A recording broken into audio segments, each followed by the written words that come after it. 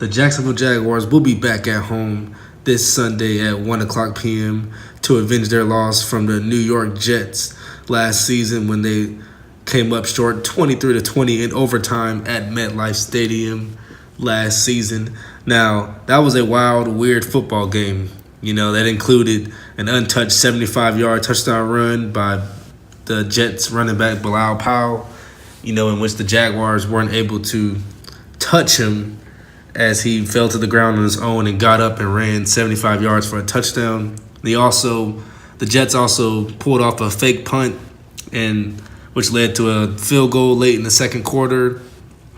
And also the Jags, we got an 81-yard touchdown return, fumble recovery by Miles Jack. He definitely wasn't down on that play, by the way. So it was a very weird game, a lot of turnovers, a lot of big plays. This season we had to deal with Jets quarterback Sam Darnold. The Jets took this year in the first round, so it's definitely going to be more of a challenge, more of a step up from Josh McCown from last year. And even though he's looked okay this season, I do truly believe this could be the best defense he's faced all year and the best defense pretty much he's facing his whole career. And we saw Sam Darnold was pretty much a turnover machine at USC, so I don't expect anything I don't expect anything different in the game Sunday. I truly believe the athletes and the elite talent we have is going to be too overwhelming for him. So far this season, Sam Darnold has 5 interceptions to 3 touchdowns. So far this season, he's proved to be turnover prone, and I do believe Bortles will have the edge over him in this game. So just on to Fournette. Now, Fournette definitely is the key to our offense, and the engine to our offense doesn't go without Fournette. Now, before I go into him, I'm going to talk about some other injuries that we have. A.J. Cann, our coach said that he might practice on Thursday, so there's a good chance that A.J. Cann might play. Hopefully he plays because Chris Reed was not good, to say the least, versus the Tennessee Titans. And then T.J. Yeldon, he was listed day-to-day as well. And then Fournette, he was listed day-to-day. Now, as Fournette is concerned, he's missed the past 2 games. And yes, we look good. We looked elite versus the Patriots, but not so much versus the Titans, obviously. So we know, we won't know much more, until Thursday about his status, because that's when teams release the official injury report. But can the Jaguars offense play another game as bad as they did week 3 versus the Titans? I'm not too sure. We were at home and we only put up 6 points, losing 9-6 at home. So far, without playing with Fournette, the Jags look successful, going 4-0 before that game, after suffering their first loss. But it seems like we need him more than ever now, after scoring those 6 points.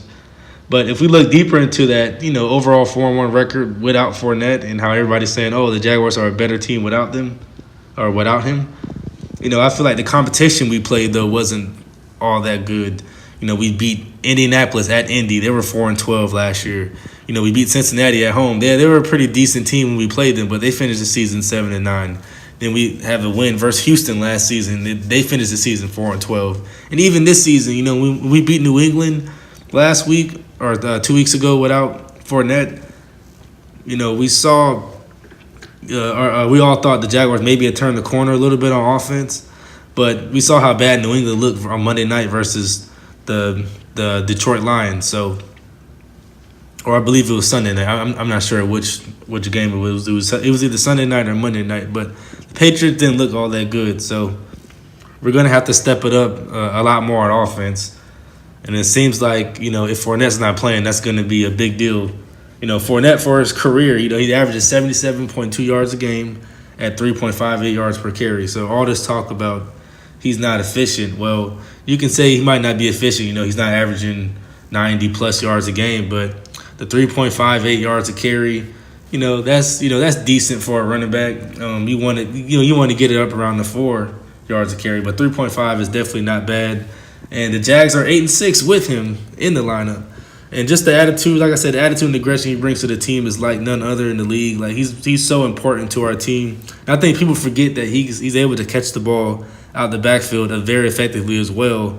And Bortles can definitely utilize that with his game and how good Bortles has looked so far this year with him not really turning the ball over and things like that. So Last season versus the Jets, Fournette had 24 carries for 86 yards and also 4 receptions for 59 yards and a touchdown. So he was the leading receiver and the leading rusher for that day. Now we ended up losing, obviously, in overtime, 23-20, but that was partly because of a missed field goal by Jason Myers last season. We had our struggles with Jason Myers and we cut him. So Josh Lambo's our kicker now, so we definitely shouldn't have any problems with missed field goals. And then Blake Bortles threw a bad interception at the end of that game, and it was it wasn't really good.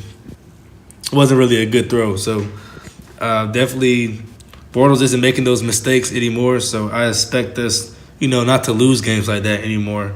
So Fournette is very valuable to the Jags, and like I said, we need him more than ever in order for us to be successful and win this game versus the Jets. Now, I do have us winning this game. My final prediction is going to be 23-12. The Jets really haven't really scored too much this season, with the exception of their first game versus the Detroit Lions. And the Jaguars really haven't given up much any points. And the way we like to play our bend but don't break defense, I really do believe that, we're going to see a bunch of field goals by the Jets. And I do believe, the final score, 23-12, we're going to score a couple touchdowns, a couple field goals in our offense. And I believe we will win, and we'll improve our record to 3-1. And we will win the first quarter of the season, but it will remain to be seen. But definitely thank you guys for watching. Thank you guys for watching the video. Make sure you guys subscribe. Definitely like the video. Leave a comment if you want to add anything. This is Jay Xavier Sports signing off.